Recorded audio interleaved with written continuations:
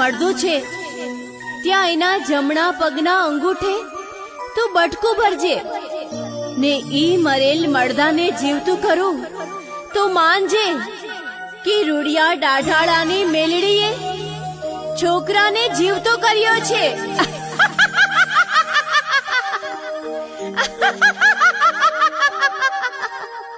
વાહ મારી દેવી વાહ. મનખમાં તારો ભરોસો ને વિશ્વાસ જગતના ચોકમાં અખંડ રહેશે માં.